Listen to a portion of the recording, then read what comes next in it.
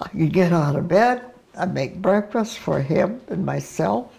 I'd probably have an agenda in the house maybe, laundry or something, or may have to go to the store, maybe have to do this, maybe have to get ready for our group to come over for lunch. We do entertain a lot here, don't we, Mark? You entertain a lot and I wash the dishes. Yeah. He does. Make sure you watch. After living overseas for 30 years, Rose's son Mark returned to Minnesota several years ago to spend time with Mom. If furniture needs to be moved upstairs for a dinner, I bring up the chairs. If there are plates on a high shelf, hopefully she allows me to bring them down, but sometimes she does that. And I hope she doesn't do it in the future. I'm independent. No kidding. And I bet that sometimes makes Mark a little frustrated. Yes. That's why he goes out to the library or something.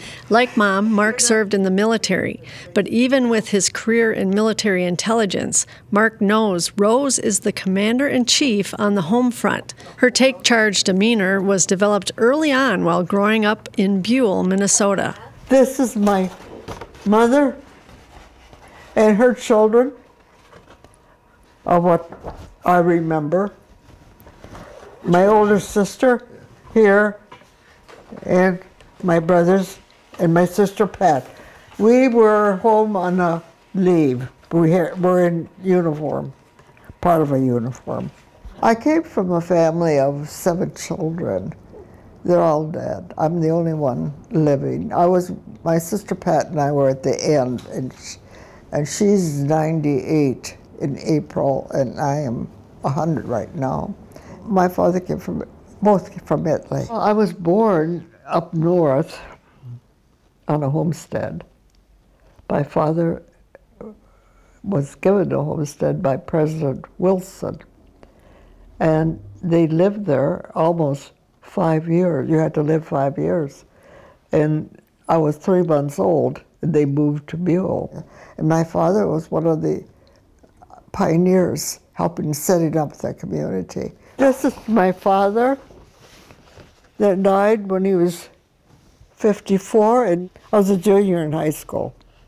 He dropped dead. He had a little garden and went to his garden and never came back home. They had to go find him. Rose's mom did her best to raise the children after Dad died. Rose's older brothers kept close tabs on her and her sister Pat, making sure they pursued a post-high school education.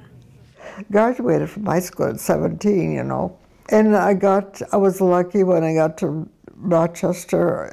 We had big sisters, you know, and she met me at my bus station, and I got to the dorm where I was supposed to go from then on.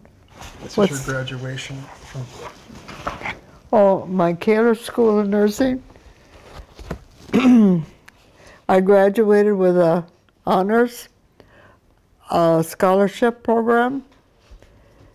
And then the Mayo brothers themselves signed this, and they were dead within 9 months.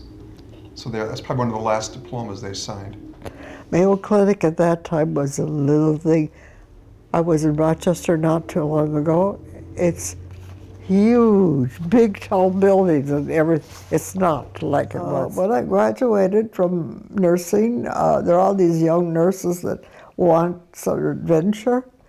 3 of us had a friend in California, so we went out to California. And we had jobs. In those days, she said, you could work here and you there and all that. We didn't apply for anything. They were hard up for nurses. Shortly after that, the Japanese bombed the Hawaiian Islands, and that was really something. My brother called me home. They were worried, I suppose, they were going to be bombed, something like that. My sister Pat's a nurse, too. She was up there on the range. She worked. And she said, let's go into the service. And so we did. We signed up in 1942. Our first assignment was with England needed troops. So we got on the Queen Elizabeth #1, that's big, big, fast ship. And we were loaded with soldiers. They slept on the floor with their packs, crowded. Our team was there to give them their shots. We worked 24 hours a day. We got there in 6 days. The medical team was stationed in the area outside of London, waiting for new orders. We got back to Camp Kilmer, we got new orders. They said, you're going to be assigned to a hospital ship. So we went to New York, to Camp Shanks. There's this big old ship changed into a hospital ship. It had everything the hospital had. 454 beds. We had a chaplain. We had radiology. We had surgeons, medical chiefs, psychiatrists, barbers, dentists. We had the whole thing, just like better than a hospital, I think, but not fancy. We had double decks. And I had a 60-bed ward, medical ward, and I had a wonderful troop of soldiers that were perfect attendants, corpsmen. They were trained. They knew how to communicate with these boys. They were amputees, burns, stomach problem, diabetics. A lot of stomach problems. The food, I suppose, didn't agree with them. And mental, we had mental. And we acted as social workers, all of us, because we listened to the stories. Some had not very nice stories to say. They would get these Dear John letters saying if they're married or engaged or something, it was being terminated. Now these boys stayed for a year, 2 years at a time. They didn't come back. They fought in these dugouts. What? They'd get meals. Hungry, cold, sick. No baths, no showers. This is what they told us. Took us 2 weeks for each trip, up and back.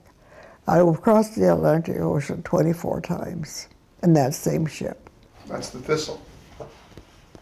I don't know how they got the name Thistle. Somebody in the War Department at that time decided to name it Thistle.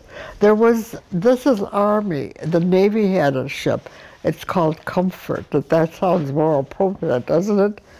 Rose was discharged from the service in March of 1946. She returned to Buell and started work as a school nurse. A year later, she married Ed Bayuk.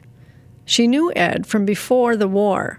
He was the city clerk in Eveleth. They were married in Wayzata, where Ed had accepted the position of city manager. His government career eventually led them to their home in White Bear Lake, but rather unexpectedly. He was going to Duluth for an appointment. He stopped in White Bear to get a haircut. Benny the barber, I don't know if you knew who he was, he stopped there. He knew everything. He said, "Who are you and what are you doing here?"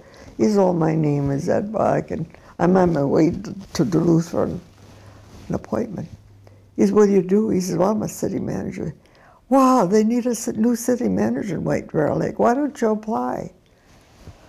So he did. And the first question they asked him, "Do you know anybody in White Bear Lake?" He said, "No, I don't." "Do you have any relatives here?" "No, I don't." "Let's hire him. He doesn't know anybody in this town." That, of course, he had the qualifications, but so here I am. 1955, we moved out here. And being the city manager's wife, you get involved. I did a lot of volunteer work as a nurse. I did a lot of volunteer work for various other organizations. But I worked all the time. I worked in a doctor's office here for 15 years as an office nurse. Rose went on to become the director administrator for the North St. Paul Nursing Home, retiring after 15 years. But she is yet to retire from all of her social engagements, activities she continued to be involved in since Ed passed away in 1999. When he died, I continued with my clubs. I belonged to a book club. And then you have your S&B group. Then I have my Stitch and Bitch group. Some from the Women's Club started this Stitch and Bitch group, White Bear people. 3 or 4 of us old-timers come. The other girl is 100 years old. I had about 6 bridge clubs. Look at those clubs. I wish I'd gone back. Well, we'll see what happens here. What did you want to end up in? I'm not telling you. Why do you like cards playing so much? It's good for your mind. Bridge is, I don't know about any other thing. We play bridge. I'm working on a birthday party for a relative of mine who never married, and she's going to be 90 years old. And we're going to be what? 90. Oh, and you're going to do the birthday party. I'm an organizer. I have it all down fast. That's my profession. And nursing is that way. You have to be on top of it, everything, right away. I'm one that don't like to remember old things. I like to know new things, progress. I just think of tomorrow, what's new, what can I do? I don't think of the past. It's gone. I don't need that. I need something different at my age. I'm still that way.